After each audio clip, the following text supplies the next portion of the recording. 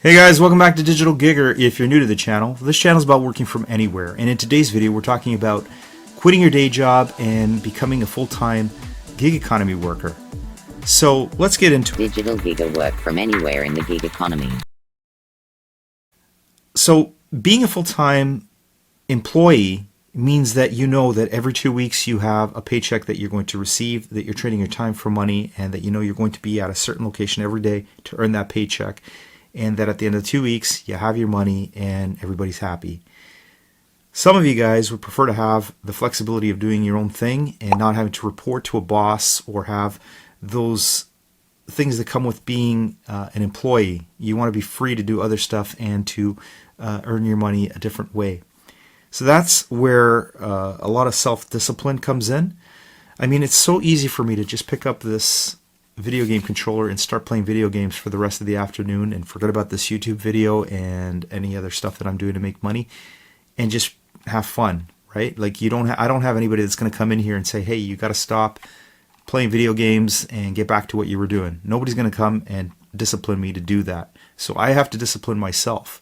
So I'm going to put this controller down and continue with the video because to me, creating this content, creating the stuff that I do in my other side hustles is more important to me than playing that video game for the next 3 hours and losing focus of why I don't want to work for someone else. I want to work for myself. And that's, I think, one of the important things that you have to put in your mind when you start formulating the plot that you're going to leave your full-time job and you're going to start working for yourself, is that you have to realize that it all depends on your personality and you. You're the one who's going to make this a success or a failure, and you have to be disciplined. So with that out of the way, you have to prepare for that day that you're eventually going to send in that notification saying, I quit. And what you're going to do, that resignation is going to come soon. You're going to do it, but you need to be prepared. And that means that you need to know, how are you going to get paid? What are you going to do? And how much money do you actually need to be able to survive and have the quality of life that you want to have? So I found that before I did anything and went crazy and just left my job, that I wrote everything down, I set goals, and I set ideas of how I was going to make the money that I'm losing from quitting my 9-to-5 job.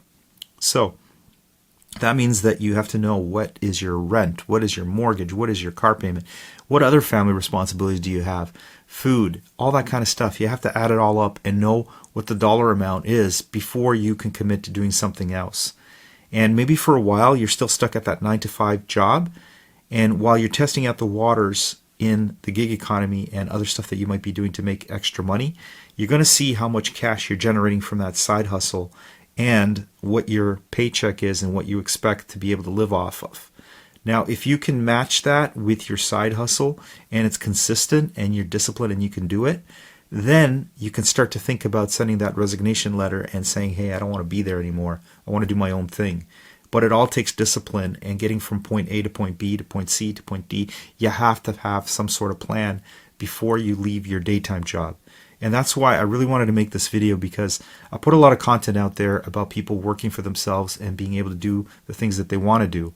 But in all seriousness, it's not just a matter of quitting your job and taking on a challenge and thinking that you're going to have the same kind of money that you're making at your old job.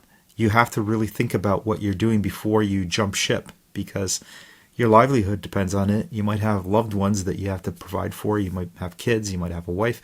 You have responsibilities. We all have responsibilities. So before you can take that jump, you need to make sure that you can focus on that.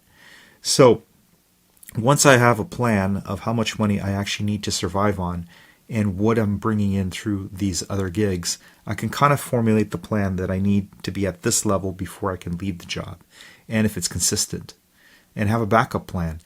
And the good thing about actually working for the gig economy is that as long as you have some money coming in, even if the worst case scenario happened that that app went out of business or something along those lines, you still have skills. You still can get another job and correct the situation if something was to go south and you weren't able to provide for your family and for yourself with that side hustle.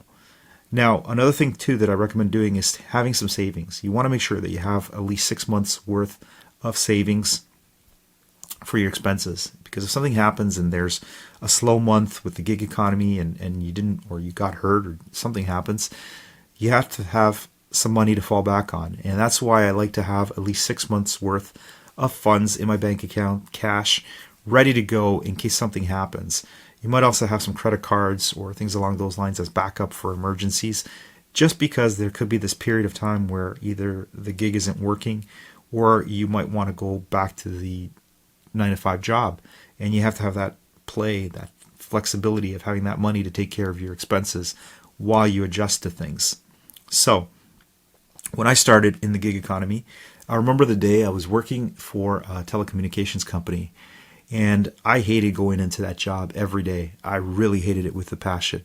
So I was working on an e-commerce website, and I was doing eBay, and I started to see the money flow in, and it was starting to get to the point where I was getting close to what I was getting paid at that other job. So if I made some cuts in my expenses and I paid down a few bills before I quit, then I was going to be able to live off that income. So I did that. So I got to the point where I was comfortable that I was going to be able to make it, and I quit the job. So the first few months went well. Everything was going well. I made money and money was coming in. And then the reality of not having a boss sets in. You pick up the video game controller. You start to do things that aren't focusing on making money and doing your job, which you're self-employed, so you have to be doing your job to be able to make money. And this is where, after a little bit, I started to get out of that phase where I said, hey, I really need to focus on this. I need to be able to get back to my job and do what I need to do to make money. And I started to focus on it, and I focused harder, and I didn't fall off the wagon, and I was able to come up with a whole bunch of other things and continue on, and here I am today. But for a lot of people, discipline is a very tough thing to get over, because you get home, you're binge watching Netflix, you're not focusing on the things that you need to do. So I wanted to put this video out there for you guys, because I'm always encouraging you guys to be the best you can be. Find ways to make extra money from different side hustles and ideas. And I also want to make sure that you're being serious about what you're doing, and that you're taking care of yourself, and that you're making sure that you have all the details before you make a jump that could be life-changing. So make sure you do all the homework, make sure you do all the research, that you have the backup plan before you jump into full-time gig work.